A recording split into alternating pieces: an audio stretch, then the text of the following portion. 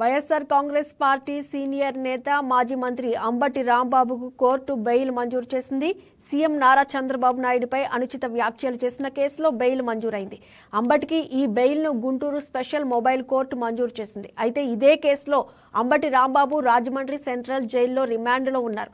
మరో కేసులో ఈ నెల 22 వరకు కోర్టు రిమాండ్ విధించిన నేపథ్యంలో ఈ కేసులో బెయిల్ మంజూరు అయినా ఆయన జైల్లోనే ఉండాల్సిన పరిస్థితి ఏర్పడింది.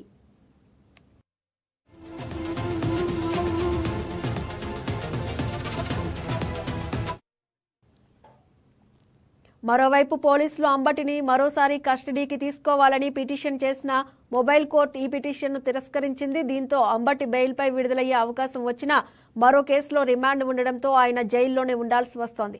గతేడాది నవంబర్ 12న పట్టాభిపురం పోలీస్ స్టేషన్లో నమోదైన కేసులో పోలీసులతో దురుసుగా ప్రవర్తించిన ఆరోపణలపై అంబటి రాంబాబుకి రిమాండ్ విధించారు. ఈ కేసు కూడా ప్రస్తుతం ఈ నెల 22 వరకు రిమాండ్ కొనసాగుతోంది. అంటే మెడికల్ కాలేజీని పీపీపీ విధానంలో నిర్వహించడాన్ని వ్యతిరేకిస్తూ చేపట్టిన ఆందోళనకు సంబంధించిన కేసులో అంబటి రాంబాబుకు కోర్టు 14 రోజుల రిమాండ్ విధించింది. ఈ కేసులో వాదనలు విన్న అనంతరం స్పెషల్ జ్యుడిషియల్ మెజిస్ట్రేట్ ఈ నెల 22వ తేదీ వరకు రిమాండ్ విధిస్తూ ఉత్తర్వులు జారీ చేశారు. మరోవైపు అంబటి రాంబాబుపై 35 క్వాష్ పిటిషన్ల విచారణను ప్రారంభించిన ఆంధ్రప్రదేశ్ హైకోర్టు కీలక ప్రశ్నలు లేవనెత్తింది. ముఖ్యమంత్రి నారా చంద్రబాబు నాయుడుపై అనుచిత వ్యాఖ్యలు చేసిన కేసు నేపథ్యంలో రాష్ట్ర వ్యాప్తంగా 35 కేసులు నమోదయ్యాయి.